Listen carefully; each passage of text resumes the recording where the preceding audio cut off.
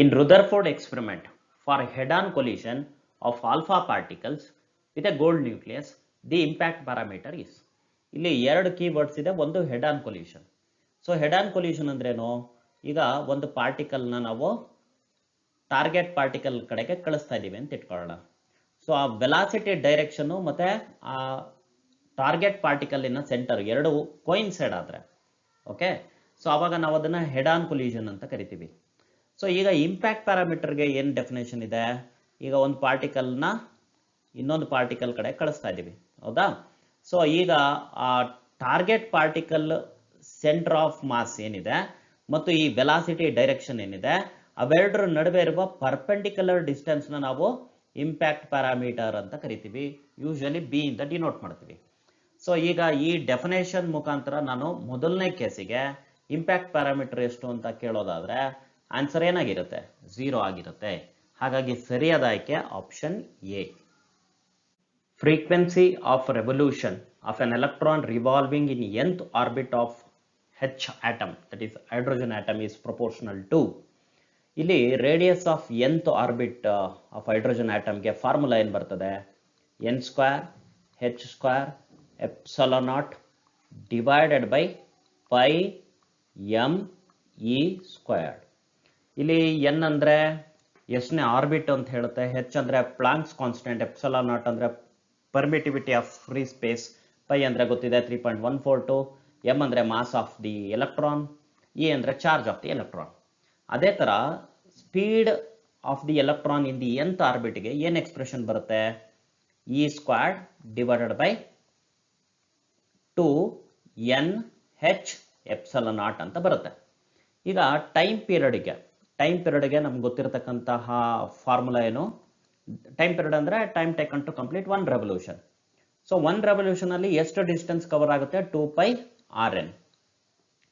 So divided by ಯಾವ ಸ್ಪೀಡಲ್ಲಿ ಅದು travel ಆಗ್ತಾ ಇದೆ ಅಂದ್ರೆ vn. ಸೊ ಈಗ ನಮಗೆ ಏನು ಗೊತ್ತಾಗಿದೆ? rn is directly proportional to n². ಕರೆಕ್ಟಾ? ನೋಡಿ ಇಲ್ಲಿ rn is directly proportional to n². ಅದೇ ತರ vn is inversely proportional to n. So ಅದು ಈ ಇಕ್ವೇಶನ್ ಅಲ್ಲಿ ಗೊತ್ತಾಗ್ತಾ ಇದೆ. ಸೊ ಹಾಗಿದ್ರೆ ಟೈಮ್ ಪೀರಿಯಡ್ ಏನಿದೆ that is directly proportional to n² divided by 1/n ಅಂತ ಬರುತ್ತೆ. ಅಂದ್ರೆ ಒಟ್ಟಾರೆಗೆ ಟೈಮ್ ಪೀರಿಯಡ್ಗೂ ಮತ್ತು ಎನ್ಗೂ ಇರುವ ರಿಲೇಷನ್ ಏನು? Time period is directly proportional to cube of n. But ಫ್ರೀಕ್ವೆನ್ಸಿಗೂ ಟೈಮ್ ಪೀರಿಯಡ್ಗೂ ಏನು ರಿಲೇಷನ್ ಇದೆ? ಫ್ರೀಕ್ವೆನ್ಸಿ ಇಸ್ 1/t ಅಂತ ಹೇಳ್ತೀವಿ ಅಲ್ವಾ? ಹಾಗಿದ್ರೆ frequency is inversely proportional to cube of n ಆಯಿತು. ಸರಿಯಾದ option D, 1/n³.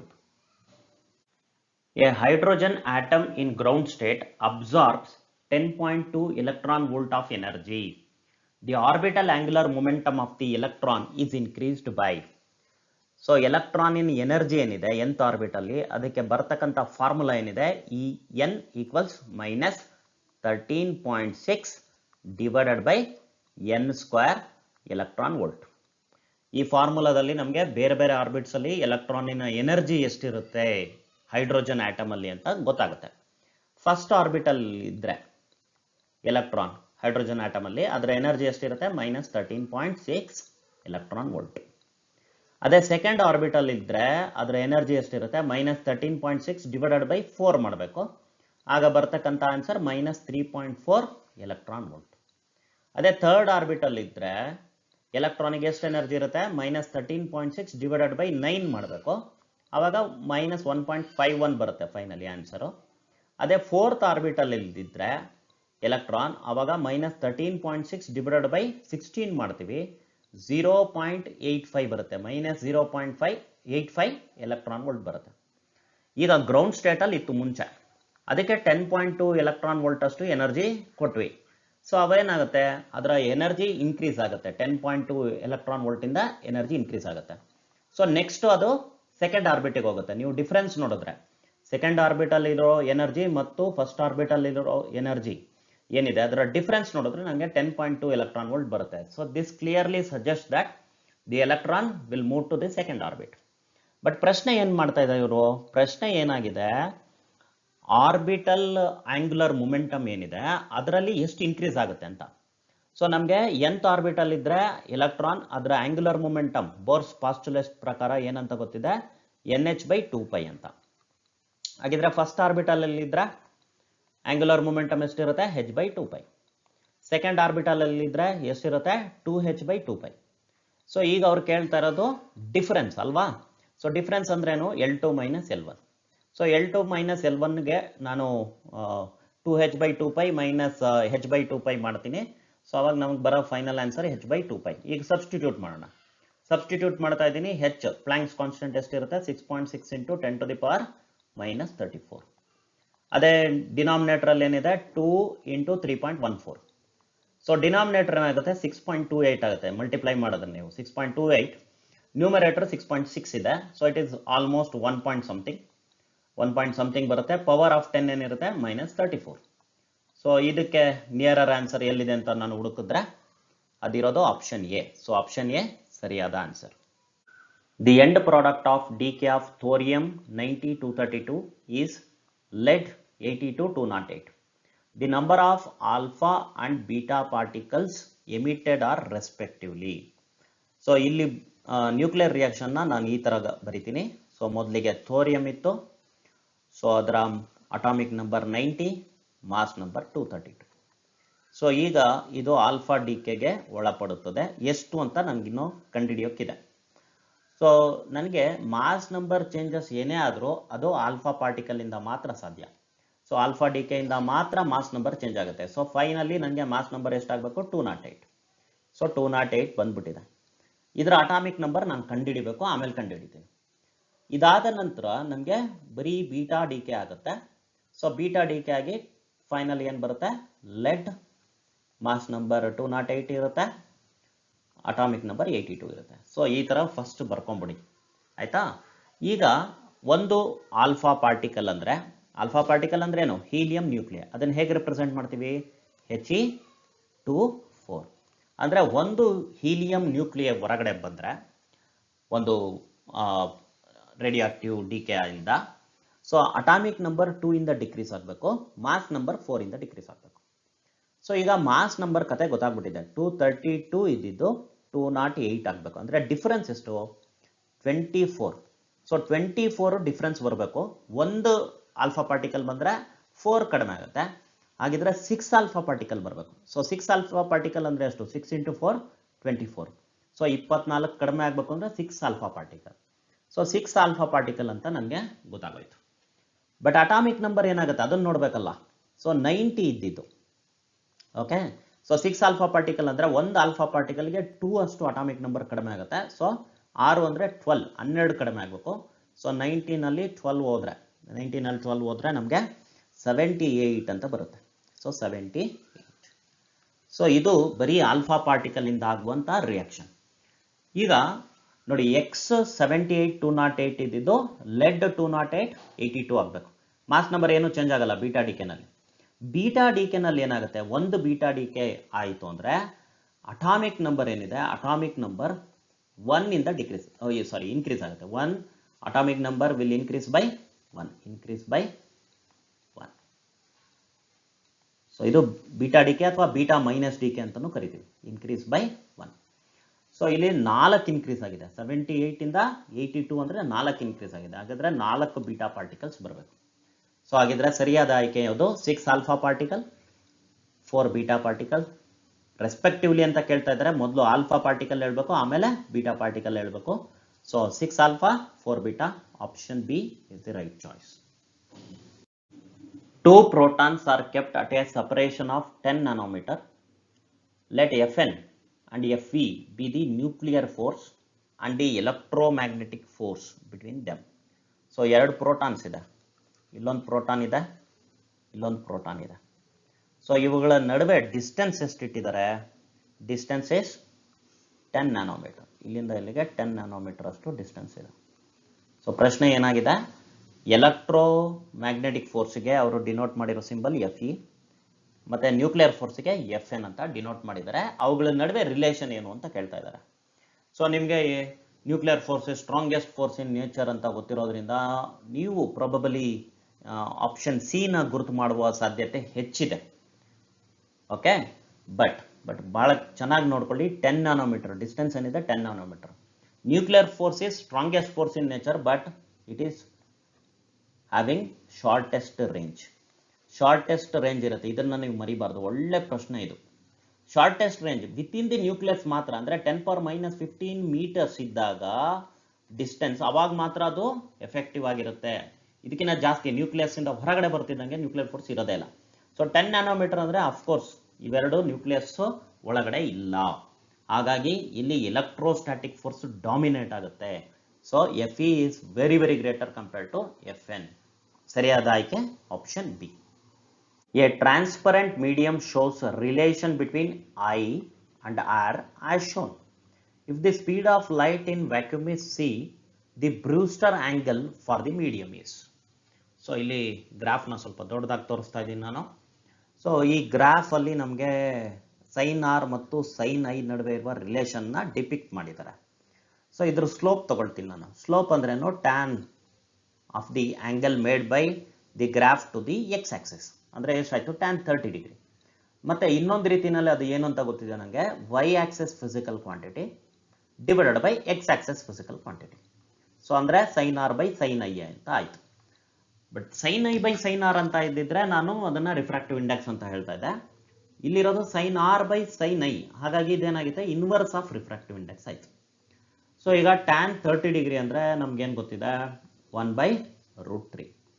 1/√3. So that is equal to 1/μ ಅಂತ ಆಯಿತು. So this implies μ is equal to √3. μ is equal to √3. So refractive index of that transparent medium ಏನಿದೆ √3 ಅಂತ ಗೊತ್ತಾಯ್ತು. ಈಗ ನಮಗೆ Brewster's ಲಾ ಅಂತ ಒಂದು ಕಾನ್ಸೆಪ್ಟ್ ಇದೆ. ಅದರ ಅರ್ಥ ಏನು, tan of the Brewster angle, Brewster angle ಅಂತ ಕರಿತೀವಿ, ಥೀಟಾ ಬಿನ, is equal to refractive index ಅಂತ. ಸೊ ಹಾಗಿದ್ರೆ tan of the Brewster angle ಏನಿದೆ ಅದು √3 ಅಂತ ಆಯ್ತು. √3 ಅಂತ ಆಯ್ತು. ಸೊ ಇದಾಗಬೇಕು ಅಂದರೆ ಥೀಟಾ ಬಿ ಅಂದರೆ ಬ್ರೂಸ್ಟರ್ ಆ್ಯಂಗಲ್ ಎಷ್ಟಿರಬೇಕು, 60 ಡಿಗ್ರಿ. ಸೊ ಸರಿಯಾದ ಆಯ್ಕೆ option C. In Young's double slit experiment, using monochromatic light of wavelength lambda, the intensity of light at a point on the screen where path difference is lambda is k units. The intensity of light at a point where the path difference is lambda by 3 is. So intensity ಮತ್ತು phase difference ನಡುವೆ ಇರುವ relation ಈ ತರ ಇದೆ. I is equal to 4I0 cos square 5/2. ಇಲ್ಲಿ terms ನ explain ಮಾಡ್ತಾ ಬರ್ತೀನಿ, ನೋಡ್ಕೊಳ್ಳಿ. ಬರೀ ಫಾರ್ಮುಲಾ ಗೊತ್ತಿದ್ರೆ ಸಾಲದು, ಟರ್ಮ್ಸ್ ಕೂಡ ನಿಮ್ಗೆ ಚೆನ್ನಾಗೆ ಗೊತ್ತಿರಬೇಕು. ಐ ಅಂದ್ರೇನು, intensity because of interference. I0 ಅಂದ್ರೇನು, that is intensity of light coming from the slits. 5 ಅಂದ್ರೇನು, that is the face difference, interfere ಆಗೋ ಪಾಯಿಂಟ್ ಅಲ್ಲಿ face difference between the two waves. Okay, so ಈಗ ಮೊದಲಿಗೆ ಲ್ಯಾಂಬ್ಡಾ ಅಷ್ಟು path difference ಹೇಳ್ತಾ ಇದ್ದಾರೆ. So ನಮಗೆ ಜನರಲ್ ಆಗಿ ಏನ್ ಗೊತ್ತಿದೆ, x is equal to n lambda ಇದ್ದಾಗ ಮ್ಯಾಕ್ಸಿಮಮ್ ಸಿಗ್ತದೆ, ಮ್ಯಾಕ್ಸಿಮಮ್ ಇಂಟೆನ್ಸಿಟಿ ಇರುತ್ತೆ. ಮ್ಯಾಕ್ಸಿಮಮ್ ಇಂಟೆನ್ಸಿಟಿ ಅಂದ್ರೆ ಎಷ್ಟು, 4I0. 4I0. ಸೊ ಇಲ್ಲಿ ಎನ್ ಏನಾಗಿರ್ಬೋದು, n may be 0 or 1 or 2 so on. So maximum intensity ಎಷ್ಟು, 4I0. ಅದಕ್ಕೆ ಅವ್ರು ಕೊಟ್ಟಿರೋ ಸಿಂಬಲ್ ಏನು, ಕೆ. ಸೊ ಕ್ವಶನ್ ಅಲ್ಲಿ ಅವ್ರು ಕೊಟ್ಟಿರೋ ಸಿಂಬಲ್ ಕೆ ಅಂತ ಇದೆ. Okay, right. ಈಗ ಅಕಸ್ಮಾತ್ ಪಾತ್ ಡಿಫರೆನ್ಸ್ ಲ್ಯಾಂಬ್ಡಾ ಬೈ 3 ಆದ್ರೆ ಅಂತ ಕೇಳ್ತಾ ಇದ್ದಾರೆ. ಬಟ್ ನಮ್ಗೆ ಫಾರ್ಮುಲಾ ಗೊತ್ತಿರೋದು ಫೇಸ್ ಡಿಫರೆನ್ಸ್ ಜೊತೆ ಇರೋ ರಿಲೇಷನ್ ಅಲ್ವಾ. ಸೊ ಫೇಸ್ ಡಿಫರೆನ್ಸ್ಗೂ ಪಾತ್ ಡಿಫರೆನ್ಸ್ಗೂ ಇರುವ ರಿಲೇಷನ್ ಈ ತರ ಇದೆ. 5 phase difference is equal to 2π by lambda into path difference. ಇಲ್ಲಿ ಸಬ್ಸ್ಟಿಟ್ಯೂಟ್ ಮಾಡ್ತೀನಿ ಫಸ್ಟ್ ನಾನು. ಸೊ ಸಬ್ಸ್ಟಿಟ್ಯೂಟ್ ಮಾಡ್ತಾ ಇದ್ದೀನಿ 2π by lambda. So path difference lambda by 3 ಅಂತ ಕೊಟ್ಟಿದ್ದಾರೆ, ಅದನ್ನ ಸಬ್ಸ್ಟಿಟ್ಯೂಟ್ ಮಾಡಿದೆ. ಸೊ ಲ್ಯಾಂಬ್ಡಾ ಬೈ 3 ಅಂತ ಮಾಡಿದ್ರೆ ನನಗೆ 2π ಬೈ 3 ಅಂತ ಬರುತ್ತೆ. ಸೊ 2π ಬೈ 3 ಅಂದ್ರೆ 360/3 ಅಂದ್ರೆ 120 ಡಿಗ್ರಿ. ಆಯ್ತಾ. ಹೊಸದಾಗಿ ಅವ್ರು ಏನ್ ಹೇಳ್ತಾ ಇರೋದು, ಅಕಸ್ಮಾತ್ ಫೇಸ್ ಡಿಫರೆನ್ಸ್ ನಮ್ಗೆ 120 ಡಿಗ್ರಿ ಆದ್ರೆ ಏನ್ ಕತೆ ಅಂತ. ಸೊ ಇಲ್ಲಿ ಅದನ್ನ ಬರೆಯೋಣ. Okay, I is equal to ಏನಾಯ್ತು, 4I0 okay cos square 120 degree by 2 ಅಲ್ವಾ. 120 ಡಿಗ್ರಿ ಬೈ 2 ಅಲ್ಲಿಗೆ ಏನಾಯ್ತು ನಂಗೆ ಇಲ್ಲಿ 4I0 okay cos square 60 degree ಆಯ್ತು. cos square 60 degree. What is cos square 60 degree? 1 by 2 whole squared. 1 by 2 whole squared ಅಂದ್ರೆ 1 by 4 ಆಗುತ್ತೆ. 4 I naught by 4 ಅಂದ್ರೆ I naught ಮಾತ್ರ ಉಳ್ಕೊಳುತ್ತೆ. ಸೊ ಇಲ್ಲಿ ಅವ್ರು ಕೊಟ್ಟಿರೋದು ನೋಡಿ 4 I naught ಅಂದ್ರೆ k. ಹಾಗಿದ್ರೆ I naught ಅಂದ್ರೆ ಏನು? k by 4. ಸೊ ಸರಿಯಾದ ಆಯ್ಕೆ ಏನಾಯ್ತು ಅಲ್ಲಿಗೆ? Option B. Due to Doppler's effect, the shift in wavelength is observed as 0.1 angstrom for a star producing wavelength 6000 angstrom. Velocity of recession of the star will be. So Doppler effect in light ಗೆ ನಮಗೆ ಬರ್ತಕ್ಕಂತ formula ಏನಿದೆ? v ಅಂದ್ರೆ speed of the star divided by speed of light is equal to relative change in wavelength ಅಥವಾ relative change in frequency. ಎರಡೂ ಆಗುತ್ತೆ. ಓಕೆನಾ? But ನಮ್ಗೆ ಗೊತ್ತಿರೋದು ಇದು. ಓಕೆ, ಸೊ ಹಾಗಾಗಿ ಇದನ್ನು ಬಳಸ್ಕೊಳ್ತೀನಿ. ಸೊ ಹಾಗಿದ್ರೆ v ಏನಾಯ್ತು? v is equal to c. c ನಂಗೆ ಗೊತ್ತಿದೆ ಎಷ್ಟು? 3 × 10 to the power 8. That is speed of light in vacuum. So delta lambda ಕೊಟ್ಟಿದ್ದಾರೆ 0.1 angstrom. So divided by 6000 angstrom. Angstrom by angstrom ಏನಿದೆ unit ಏನಿದೆ ಅದು ಕ್ಯಾನ್ಸಲ್ ಔಟ್ ಆಯ್ತು, ಇಷ್ಟು ಉಳ್ಕೊಳ್ತು. ಸೊ ಇಲ್ಲಿಗೆ ಏನಾಗುತ್ತೆ ನೋಡ್ಕೊಳ್ಳಿ. ಸೊ ಇದು 3 × 10 to the power 7 ಆಯ್ತು, divided by 6 × 10 to the power 3 ಆಯ್ತು. ಸೊ ಅಲ್ಲಿಗೆ ಇದು 0.5 × 10 power 4 ಆಯ್ತು, ಅಥವಾ 5 × 10 power 3 ಆಯ್ತು. ಅಂದ್ರೆ 5000 ಕಿಲೋಮೀಟರ್ಸ್ 5000 ಮೀಟರ್ಸ್ ಆಯ್ತು. 5000 ಮೀಟರ್ ಪರ್ ಸೆಕೆಂಡ್ ಅಥವಾ 5 ಕಿಲೋಮೀಟರ್ ಪರ್ ಸೆಕೆಂಡ್ ಅಂತ ಹೇಳ್ಬೋದು. So option C is the right choice. An electron is moving with an initial velocity v equals v naught I cap and is in a uniform magnetic field B equals B naught J. Then it's a de Broglie wavelength ಅಂತ ಹೇಳ್ತಾ ಇದ್ದಾರೆ. An electron is moving with initial velocity. ನೋಡ್ಕೊಳ್ಳಿ ಇಲ್ಲಿ v is equal to v naught I cap ಅಂತ ಇದೆ. So ಯಾವ magnetic field ಅಲ್ಲಿ ಹೋಗ್ತಾ ಇದೆ? B is equal to B naught J cap. So ಅಲ್ಲಿಗೆ ವೆಲಾಸಿಟಿ ಆಫ್ ಎಲೆಕ್ಟ್ರಾನ್ ಓಕೆ ಮತ್ತು magnetic field in the region ಅವೆರಡು ನಡುವೆ ಇರುವ ಆಂಗಲ್ ಏನಿದೆ theta is equal to 90 degree. In such cases, electron will have circular path. So circular path ಅಲ್ಲಿ ಹೋಗುತ್ತೆ, same speed ಇರುತ್ತೆ, speed ಏನು ಬದಲಾವಣೆ ಆಗಲ್ಲ, ಬಟ್ ಡೈರೆಕ್ಷನ್ ಚೇಂಜ್ ಆಗ್ತಾ ಇರುತ್ತೆ. ಅದರ ಅರ್ಥ ಆಕ್ಸಲರೇಷನ್ ಇದೆ, ಬಟ್ ಸ್ಪೀಡ್ ಅಲ್ಲಿ ಬದಲಾವಣೆ ಇಲ್ಲ. ಸೊ ಈಗ ನಾವು ಏನ್ ಮಾಡಬೇಕಾಗಿದೆ? ಡಿ ಬ್ರಾಯ್ ವೇವ್ ಲೆಂತ್ ಏನಾಗುತ್ತೆ ಅಂತ ಕೇಳ್ತಾ ಇದ್ದಾರೆ, ಹೌದಾ? ಸೊ ಡಿ ಬ್ರಾಯ್ ವೇವ್ ಲೆಂತ್ ಗೆ ಫಾರ್ಮುಲಾ ಏನು? Lambda is equal to Planck's constant divided by mass of electron into velocity of electron. So ಇಲ್ಲಿ ವೆಲಾಸಿಟಿ ಆಫ್ ಎಲೆಕ್ಟ್ರಾನ್ ಇನ ಮ್ಯಾಗ್ನಿಟ್ಯೂಡ್ ಚೇಂಜ್ ಆಗ್ತಾ ಇಲ್ಲ, ಹಾಗಾಗಿ ಲ್ಯಾಂಬ್ಡಾ ಏನಿದೆ ಅಂದ್ರೆ ಅಥವಾ ಡಿ ಬ್ರಾಯ್ ವೇವ್ ಲೆಂತ್ ಏನಿದೆ ಅದು ರಿಮೈನ್ಸ್ ಕಾನ್ಸ್ಟೆಂಟ್. ಸರಿಯಾದ ಆಯ್ಕೆ option A. Light off certain frequency and intensity is incident on a photosensitive material causes photoelectric effect. If both the frequency and intensity are doubled, the photoelectric saturation current becomes ಅಂತ ಪ್ರಶ್ನೆ ಮಾಡ್ತಾ ಇದ್ದಾರೆ. So ಇಲ್ಲಿ ಫ್ರೀಕ್ವೆನ್ಸಿಗೂ saturation ಕರೆಂಟ್ಗೂ ಯಾವುದೇ relation ಇಲ್ಲ. Frequency ಮತ್ತು saturation current. Saturation current ಅಂದ್ರೆ maximum current. Okay, so there is no dependence of saturation current on the quantity frequency, but intensity ಮೇಲೆ ಡಿಪೆಂಡ್ ಆಗುತ್ತೆ. ಓಕೆ, ಸ್ಯಾಚುರೇಷನ್ ಕರೆಂಟ್ ಏನಿದೆ, saturation current is directly proportional to intensity of the incident light. So ಹಾಗಾಗಿ intensity double ಆದ್ರೆ ಖಂಡಿತವಾಗ್ಲೂ saturation current double ಆಗಬೇಕು. ಸರಿಯಾದ ಆಯ್ಕೆ option B. A magnetic needle has a magnetic moment of 5 × 10 to the power -2 ampere meter squared and a moment of inertia 8 × 10 to the power -6 kg meter squared. It has a period of oscillation of 2 seconds in a magnetic field B. The magnitude of magnetic field is approximately.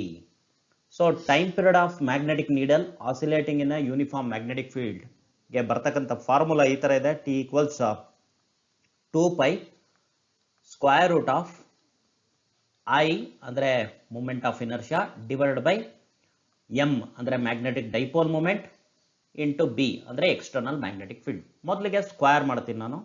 Square ಮಾಡಿದ್ರೆ ನನಗೆ T square is equal to 4π squared I divided by MB ಬಂತು. ಈಗ ಈ ಫಾರ್ಮುಲಾನ B ಗೋಸ್ಕರ change ಮಾಡ್ತಾ ಇದ್ದೀನಿ. So B ಏನಾಯ್ತು ಅಲ್ಲಿಗೆ 4 pi square I divided by m into t squared. ಈಗ ಸಬ್ಸ್ಟಿಟ್ಯೂಷನ್ ಮಾಡೋಣ. ಸೊ 4 ಇಂಟು ಪೈ ಸ್ಕ್ವಾಡ್ ಅಂದರೆ 9.8 ಹತ್ತತ್ರ ಬರುತ್ತೆ. 3.14 ಇಂಟು 3.14 ಮಾಡಿ ನೋಡಿ 9.7 ಅಥವಾ 9.8 ಹತ್ರ ಬರುತ್ತೆ. ಅದನ್ನು ಸದ್ಯಕ್ಕೆ 10 ಅಂತ ಅನ್ಕೊಳ್ಳೋಣ. ಸೊ ಐ ಅಂದರೆ ಮ್ಯಾಗ್ನೆಟಿಕ್ ನೀಡಲಿಂದು, okay, moment of inertia, magnetic ನೀಡಲಿಂದು ಮೂಮೆಂಟ್ ಆಫ್ ಇನರ್ಷಿಯಾ ಎಷ್ಟೊಂದು ಕೊಟ್ಟಿದ್ದಾರೆ, 8 into 10⁻⁻6. So divided by magnetic dipole moment ಏನಿದೆ ಅದು 5 into 10⁻². T squared, T 2 seconds ಅಂತ ಕೊಟ್ಟಿದ್ದಾರೆ. ಸೊ ಹಾಗಾಗಿ ಟಿ ಸ್ಕ್ವಾರ್ಡ್ 4i. ಸೊ ಈಗ ಏನೆಲ್ಲ ಕ್ಯಾನ್ಸಲ್ ಆಗುತ್ತೆ ನೀಟಾಗಿ ನೋಡ್ಕೊಂಬನ್ನಿ. 4 ಕ್ಯಾನ್ಸಲ್ ಆಯ್ತಾ, ರೈಟ್. ಸೊ 5 2 ಟೈಮ್ಸ್ 10 ಆಯ್ತು. ಸೊ 2 ಇಂಟು 8 ಎಷ್ಟಾಯಿತು, 16 ಆಯಿತು. ಇಂಟು 10⁻⁻4 ಆಯಿತು. So it is 16 into 10⁻⁻4 Tesla. Okay, so ಈ ಆಪ್ಷನ್ ಎಲ್ಲೂ ಇಲ್ಲ. ಸೊ ಇಲ್ಲಿ ಅದನ್ನು 1.6ಗೆ ಬರೀತೀನಿ ಅಂದರೆ 1.6 ಇಂಟು 10⁻⁻3 ಟೆಸ್ಲಾ ಆಗುತ್ತೆ. ಸೊ ಪವರಲ್ಲೇನೋ ಮಿಸ್ ಮ್ಯಾಚ್ ಆಗಿದೆ. ಹಾಗಾಗಿ ಈ ಪ್ರಶ್ನೆಗೆ ಗ್ರೇಸ್ ಮಾರ್ಕ್ಸ್ನ ಕೊಟ್ಟಿದ್ದಾರೆ P U board. A toroid has 500 turns per unit length. If it carries a current of 2 ampere, the magnetic energy density inside the toroid is. So ಈ electric field energy density ಅಥವಾ magnetic field energy density ಏನಿದೆ ಆ concept ನಮಗೆ electromagnetic waves ಅಲ್ಲಿ ಬರುತ್ತೆ. Formula ಮರ್ತೋಗಿರೋ chances ಇದೆ. But ಈ electric field energy density ಏನಿದೆ ಅದನ್ನು ನಾವು ಕೆಪಾಸಿಟರ್ ಕಾನ್ಸೆಪ್ಟಲ್ಲಿ ಡಿರೈವ್ ಮಾಡಿರ್ತೀವಿ. ಅಂದರೆ energy per unit volume inside the capacitor ಅಂತ ನಾವು ಡಿರೈವ್ ಮಾಡಿ ನೋಡಿರ್ತೀವಿ. ಅಲ್ಲಿ ನಮ್ಗೆ ಏನು ಎಕ್ಸ್ಪ್ರೆಷನ್ ಬರುತ್ತೆ, of epsilon E squared. So ಇದನ್ನು ನಾವು ಮ್ಯಾಗ್ನೆಟಿಕ್ ಫೀಲ್ಡ್ಗೆ ತಗೊಳ್ಳೋದಾದ್ರೆ ಮ್ಯಾಗ್ನೆಟಿಕ್ ಫೀಲ್ಡ್ಗೆ ನಮಗೆ ಕನ್ವರ್ಷನ್ಸ್ ಹೇಗೆ ಮಾಡಬೇಕು ಅಂತ ಗೊತ್ತಾಗಿದೆ. ಸೊ ಏನಾಗುತ್ತೆ, 1/2 ಎರಡೂ ಕಡೆ ಸೇಮ್ ಇರುತ್ತೆ. ಎಪ್ಸಿಲಾನ್ ಇದ್ದಿದ್ದು 1/μ0 ಆಗುತ್ತೆ. ಇದು ನಮಗೆ ಗೊತ್ತಿರಬೇಕು. ಏನು ಎಪ್ಸಿಲಾನ್ ಇದ್ರೆ ಅದನ್ನ 1/μ0 ಇಂದ ರಿಪ್ಲೇಸ್ ಮಾಡಬೇಕು. ಮತ್ತೆ ಎಲೆಕ್ಟ್ರಿಕ್ ಫೀಲ್ಡ್ ಇದ್ದಿದ್ದ ಜಾಗದಲ್ಲಿ ಮ್ಯಾಗ್ನೆಟಿಕ್ ಫೀಲ್ಡ್ ಇಂದ ರಿಪ್ಲೇಸ್ ಮಾಡಬೇಕು. ಸೊ ಇಲ್ಲಿ E ಸ್ಕ್ವಯರ್ಡ್ ಇದೆ. ಸೊ ಹಾಗಾಗಿ ಇಲ್ಲಿ B ಸ್ಕ್ವಯರ್ಡ್ ಬರುತ್ತೆ. ಸೊ ಇದು ಮ್ಯಾಗ್ನೆಟಿಕ್ ಫೀಲ್ಡ್ ಎನರ್ಜಿ ಡೆನ್ಸಿಟಿ ಆಯ್ತು. ಈಗ ಮ್ಯಾಗ್ನೆಟಿಕ್ ಫೀಲ್ಡ್ ಯಾರಿಂದ ಬರ್ತಾ ಇರೋದು, ಟೊರಾಯ್ಡ್ ಇಂದ. ಸೊ ಟೊರಾಯ್ಡ್ ಅಲ್ಲಿ ಮ್ಯಾಗ್ನೆಟಿಕ್ ಫೀಲ್ಡ್ ಎಷ್ಟಿರುತ್ತೆ ಅನ್ನೋದಕ್ಕೆ ಫಾರ್ಮುಲಾ ಗೊತ್ತಿದೆ ನಮಗೆ. ಎಷ್ಟದು, μ0 Ni. So μ0 Ni is the magnetic field generated by the toroid. ಅದಕ್ಕೆ ಈಗ ಸ್ಕ್ವೇರ್ ಕೂಡ ಮಾಡಬೇಕಾಗಿದೆ. ಸೊ ಇದನ್ನು ಸಿಂಪ್ಲಿಫೈ ಮಾಡಬೇಕು. So what I need to do is just to simplify this expression ನಾವು. ಸೊ ಸಿಂಪ್ಲಿಫೈ ಮಾಡ್ತಾ ಇದ್ದೀನಿ ನೋಡ್ಕೊಳ್ಳಿ. 1/2 ಇಂಟು ಇಲ್ಲಿ ನೋಡಿ, ಇಲ್ಲೊಂದು μ0 ಇದೆ, ಇಲ್ಲಿ μ0 ಸ್ಕ್ವೇರ್ಡ್ ಇದೆ. ಸೊ μ0 ಮಾತ್ರ ಉಳ್ಕೊಳ್ಳುತ್ತೆ. μ0 ಅಂದ್ರೇನು, 4 ಇಂಟು ಪೈ ಇಂಟು 10⁻⁻7. ಓಕೆನಾ. ಸೊ ಇಲ್ಲಿ μ0 ಇಲ್ಲಿ μ0 ಸ್ಕ್ವೇರ್ಡ್ ಎರಡು ಸೇರಿಸಿ ಬರ್ದಾಗಿದೆ. ಸೊ ಈಗ N number of turns per unit length 500 ಅಂತ ಕೊಟ್ಟಿದ್ದಾರೆ. ಅದನ್ನ ಇಲ್ಲಿ ಸಬ್ಸ್ಟಿಟ್ಯೂಟ್ ಮಾಡಿದೆ, 500 ಅಂತ ಆಯಿತು. ಓಕೆ, ಅದು ಸ್ಕ್ವೇರ್ ಮಾಡಬೇಕು, ಅದನ್ನು ಮರೆಯೋಂಗಿಲ್ಲ, ಸ್ಕ್ವೇರ್ ಮಾಡಬೇಕು. ಎನ್ ಸ್ಕ್ವೇರ್ಡ್ ಇದೆ into current squared. So current ಎಷ್ಟಿದೆ, 2 ಇದೆ ಅಲ್ವಾ, ಅದನ್ನು ಸ್ಕ್ವೇರ್ ಮಾಡಿದ್ರೆ 4 ಸಿಗುತ್ತೆ. ಸೊ ಇಷ್ಟನ್ನ ನಾನೀಗ ಸಿಂಪ್ಲಿಫೈ ಮಾಡಬೇಕು. ಸೊ ಮಾಡ್ತಾ ಬರೋಣ. ಏನಾಗುತ್ತೆ, ಇದು 2 ಅಂತ ತಗೊಳ್ತೀನಿ. ಓಕೆನಾ. ಸೊ ಇಲ್ಲಿ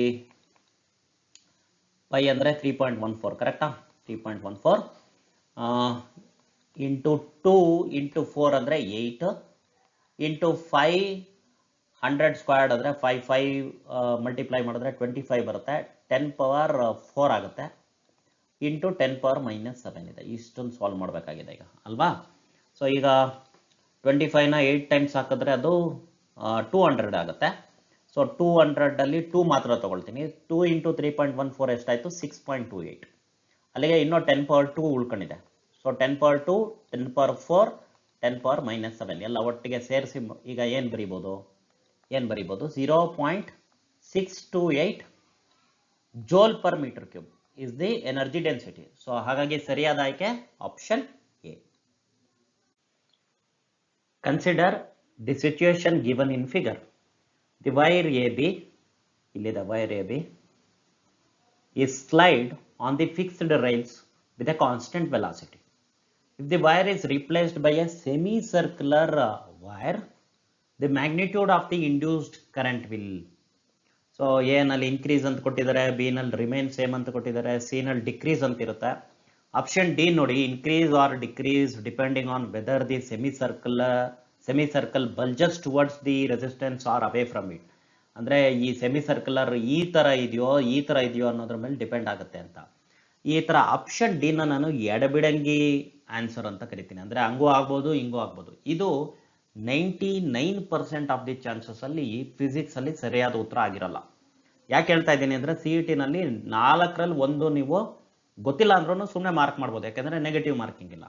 ಅಂತ ಸಂದರ್ಭದಲ್ಲಿ ನೀವು ಈ ಆಪ್ಷನ್ ನ ಬಿಟ್ಬಿಟ್ಟು ಮಾರ್ಕಿಂಗ್ ಮಾಡಿ. ನಿಮ್ಗೆ ಉತ್ತರ ಗೊತ್ತಿಲ್ಲದೆ ಇರೋ ಸಂದರ್ಭದಲ್ಲಿ ಈ ತರ ಎಡಬಿಡಂಗಿ ಅಂತ ನಾವೇನು ಕರಿತಾ ಇದ್ದೀನಿ, ಎಡಬಿಡಂಗಿ ಈ ಉತ್ತರಗಳನ್ನ ಬಳಸ್ಕೊಳ್ಬೇಡಿ. ನಾನು ನೋಡಿರೋ ಆಲ್ಮೋಸ್ಟ್ ಎಲ್ಲ ಕ್ವಶನ್ಸ್ ಅಲ್ಲೂ ಇದು ಆನ್ಸರ್ ಆಗಿಲ್ಲ, ಎಡಬಿಡಂಗಿ. ಓಕೆ, ಅದು ಆಗ್ಬೋದು ಇದು ಆಗ್ಬೋದು. ಈ ತರ ಉತ್ತರನ ಬಿಟ್ಬಿಟ್ಟು ಅಂದ್ರೆ 3ರಲ್ಲಿ 1 ಚೂಸ್ ಮಾಡಿ, ಯಾವಾಗ ನಿಮ್ಗೆ ಗೊತ್ತಿಲ್ಲದೆ ಇದ್ದ ಪಕ್ಷದಲ್ಲಿ. ಈಗ ಇದಕ್ಕೆ ಸರಿಯಾದ ಉತ್ತರ ಏನು ಅಂತ ತಿಳ್ಕೊಳ್ಳೋದಕ್ಕೆ ನಾನೇನ್ ಮಾಡ್ತಾ ಇದ್ದೀನಿ, ಒಂದು ಡಯಾಗ್ರಾಮ್ ದೊಡ್ಡದಾಗಿರೋದನ್ನ ತಗೊಳ್ತಾ ಇದ್ದೀನಿ. ಓಕೆ, ಸೊ ಇಲ್ಲಿ ವೈರ್ ಈ ತರ ಇದೆ ಅಂತ ಇಟ್ಕೊಳ್ಳೋಣ. ವೈರ್ ಈ ತರ ಇದೆ. So it doesn't matter what is the shape of the wire. So perpendicular length, effective perpendicular length for the magnetic field ಅದು ಮಾತ್ರ ಕನ್ಸಿಡರ್ ಆಗುತ್ತೆ. ಹಾಗಾಗಿ ಆವಾಗ ನಿಮ್ಗೆ ಗೊತ್ತಿದೆ ಇಂಡ್ಯೂಸ್ಡ್ EMF ಇಲ್ಲಿ ಏನಂತ ಕರಿತೀವಿ, ಮೋಷನಲ್ EMF ಅಂತ ಕರಿತೀವಿ, BLB. ಎಲ್ಲನಂತಕ್ಕಂಥದ್ದೇನೋ ದಿ ಎಫೆಕ್ಟಿವ್ ಲೆಂತ್ ಅಂತ, ಲೆಂತ್ ಆಫ್ ದಿ ವೈರ್ ಅಲ್ಲ ಅದು, this is effective length. So effective length ಅಷ್ಟೇ ಇರುತ್ತೆ ನೋಡಿ, ಇಷ್ಟೇ ಇರುತ್ತೆ, ಇಲ್ಲಿಂದ ಇಲ್ಲಿಗೆ ಇರ್ತಕ್ಕಂಥ ಎಫೆಕ್ಟಿವ್ ಲೆಂತ್ ಅಷ್ಟೇ ಇದೆ. ಸೊ ಹಾಗಾಗಿ ನಮಗೆ ಯಾವುದೇ ರೀತಿಯ ಇನ್ಕ್ರೀಸು ಆಗಲ್ಲ, ಡಿಕ್ರೀಸು ಆಗಲ್ಲ, ರಿಮೇನ್ ಸೇಮ್ ಅನ್ನೋದು ಸರಿಯಾದ ಆಯ್ಕೆ. Option B is the right choice. The frequency of an alternating current is 50 Hz. What is the minimum time taken by the current to reach its peak value from the RMS value? So AC signal current in the ತರ ಇದೆ ಅಂತ ಬರಿಬೋದು ನಾವು. Okay, so ಇದು peak value ಅಲ್ವಾ. So ಇದು V0 ಅಂತ ತಗೊಳ್ತೀನಿ. ಸೊ RMS ವ್ಯಾಲ್ಯೂ ಇಲ್ಲಿರುತ್ತೆ. RMS ವ್ಯಾಲ್ಯೂ ಎಷ್ಟಿರುತ್ತೆ, V0 ಡಿವೈಡೆಡ್ ಬೈ √2 ಇರುತ್ತೆ. ಸೊ ಅವ್ರು ಕೇಳ್ತಾ ಇರೋದೇನು, RMS ವ್ಯಾಲ್ಯೂ ಇಂದ ಪೀಕ್ ವ್ಯಾಲ್ಯೂಗೆ ಹೋಗೋದಕ್ಕೆ ಮಿನಿಮಮ್ ಟೈಮ್ ಎಷ್ಟು ಬೇಕು ಅಂತ. ಸೊ ಇಲ್ಲಿಂದ ಇಲ್ಲಿಗೆ ಟೈಮ್ ಎಷ್ಟು ಅಂತ ಕೇಳ್ತಾ ಇದ್ದಾರೆ, T. ಸೊ ಇದು ಎಕ್ಸ್ ಆಕ್ಸಿಸ್ ಟೈಮ್ ಆಗಿರುತ್ತೆ, ವೈ ಆಕ್ಸಿಸ್ ವೋಲ್ಟೇಜ್ ಅಥವಾ ಕರೆಂಟ್ ಆಗಿರುತ್ತೆ. ವೋಲ್ಟೇಜ್ ಆದ್ರೂ ಆಗಿರ್ಬೋದು ಅಥವಾ ಕರೆಂಟ್ ಆದ್ರೂ ಆಗಿರ್ಬೋದು. ಓಕೆನಾ, ಇದು ಕರೆಂಟ್ ಅಂತ ತಗೋಬೋದಾಗಿತ್ತು, ಯಾಕಂದ್ರೆ ಕ್ವಶನ್ ಅಲ್ಲಿ ಕರೆಂಟ್ ಅಂತಿದೆ. ಓಕೆ, ಸೊ ಹಾಗಾಗಿ ಇದು I0 ಆದ್ರೆ ಇದು I0 ಬೈ √2. ಸೊ ತೊಂದರೆ ಇಲ್ಲ, ಎರಡಕ್ಕೂ ಒಂದೇ ಉತ್ತರ ಬರುತ್ತೆ. ಓಕೆನಾ, ರೈಟ್. ಸೊ ಈಗ ನಾವೇ ಕರೆಂಟಿಗೆ ಈಕ್ವೇಶನ್ ಏನಂತ ಗೊತ್ತಿದೆ, I is equal to I0 sin 2 pi ft ಅಂತ ಗೊತ್ತಿದೆ. ಸೊ ಈಗ ಓಕೆ, ಸೊ ನಾನೇನ್ ಮಾಡ್ತೀನಿ, ಇಲ್ಲಿ 0 ಇಂದ ಶುರು ಆಗ್ತಾ ಇದೆ. ಓಕೆ, ಕರೆಂಟ್ 0 ಇಂದ ಶುರು ಆಗ್ತಾ ಇದೆ. T1 ಟೈಮ್ ಅಲ್ಲಿ ಅದು RMS ವ್ಯಾಲ್ಯೂಗೆ ಬರುತ್ತೆ ಅಂತ ಇಟ್ಕೊಳ್ಳೋಣ. ಸೊ ಅವಾಗ ಏನಾಗುತ್ತೆ, RMS ವ್ಯಾಲ್ಯೂ ಎಷ್ಟು, I0 ಬೈ √2. ಕರೆಕ್ಟಾ, RMS value is I0 by √2 is equal to I0 into sin 2 pi ft ಅಂತ ತಗೋತೀನಿ. ಸೊ ಅಲ್ಲಿಗೆ I0 ಕ್ಯಾನ್ಸಲ್ ಆಯ್ತಾ. ಸೊ ಅಲ್ಲಿಗೆ sin 2 pi ft is equal to 1 by √2 ಆಯ್ತು. ಆದರೆ 2 pi ft ಏನಿದೆ ದಟ್ ಈಸ್ ಈಕ್ವಲ್ ಟು ಯಾವಾಗ ನಮ್ಗೆ 1 by √2 ಬರೋದು, sine value, sine in value 1 by √2 ಬರೋದು ಯಾವಾಗ, 45 ಡಿಗ್ರಿ. 45 ಡಿಗ್ರಿ ಅಂದ್ರೇನು, ಪೈ ಬೈ 4. ಸೊ ಇದನ್ನು ಈಕ್ವೇಟ್ ಮಾಡ್ತೀನಿ ಈಗ. ಸೊ ಪೈ ಕ್ಯಾನ್ಸಲ್ ಆಯ್ತಾ. ಓಕೆನಾ, ಸೊ ಇದು T1, ಸಾರಿ ಇದು T1 ಅಂತ ತಗೊಂಡಿದ್ದೀನಿ ನಾನು, ಹೌದಾ. ನೋಡಿ ಇದು T1, ಇದು ಜನರಲ್ ಈಕ್ವೇಶನ್ ಇದು.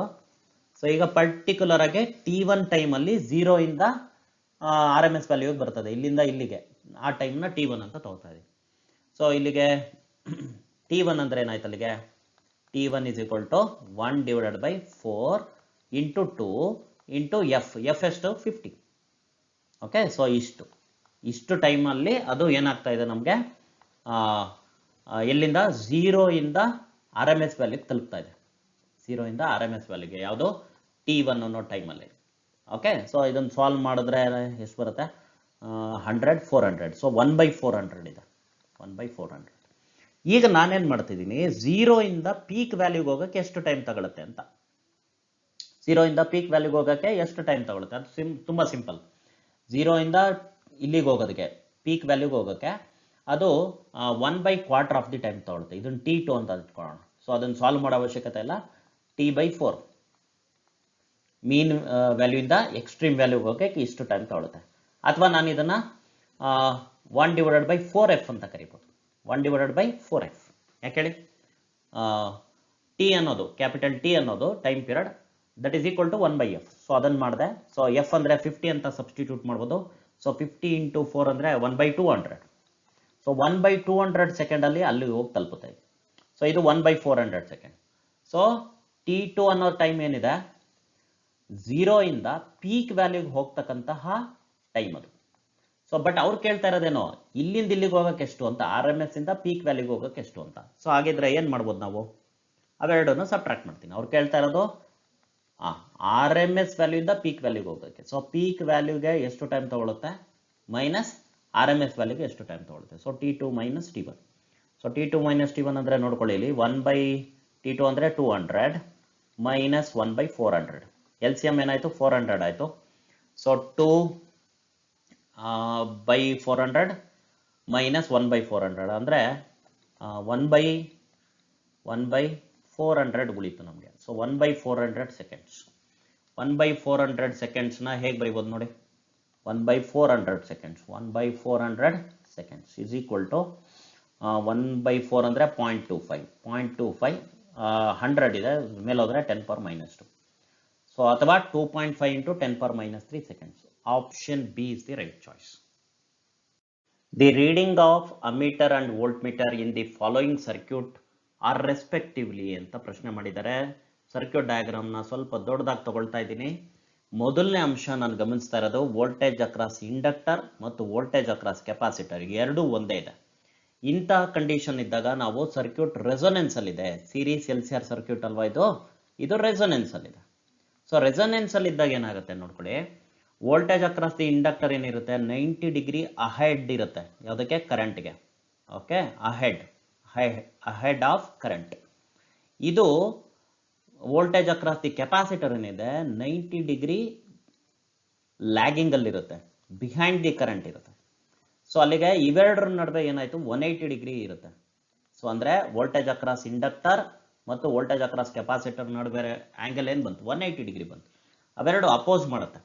ಸೊ ಹಾಗಿದ್ರೆ what is the voltage across, ಇವೆಲ್ಲ ಎಕ್ಸ್ಟ್ರಾ ಪಾಯಿಂಟ್ಸು ನೀವು ತಿಳ್ಕೊಂಡ್ರೆ ಒಳ್ಳೆಯದು. Okay, so voltage across capacitor ಮತ್ತು ಇಂಡಕ್ಟರ್ ಕಾಂಬಿನೇಷನ್ ಏನಿದೆ 0 ಇರುತ್ತೆ, 0 ವೋಲ್ಟ್ಸ್ ಇರುತ್ತೆ.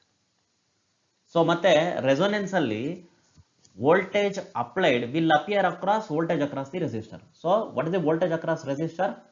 So that is equal to 220 volts. ಇದು ರೆಸೊನೆನ್ಸ್ ಅಲ್ಲಿ ಮಾತ್ರ, ಹುಷಾರಾಗಿ ನೋಡ್ಕೊಳ್ಳಿ, ರೆಸೊನೆನ್ಸ್ ಇದ್ರೆ ಮಾತ್ರ. ಸೊ ಅಂದ್ರೆ ಅಪ್ಲೈಡ್ ವೋಲ್ಟೇಜ್ ಪೂರ್ತಿ ರೆಸಿಸ್ಟರ್ ಅಕ್ರಾಸ್ ಅಲ್ಲಿ ನಮಗೆ ಕಾಣಿಸ್ತದೆ.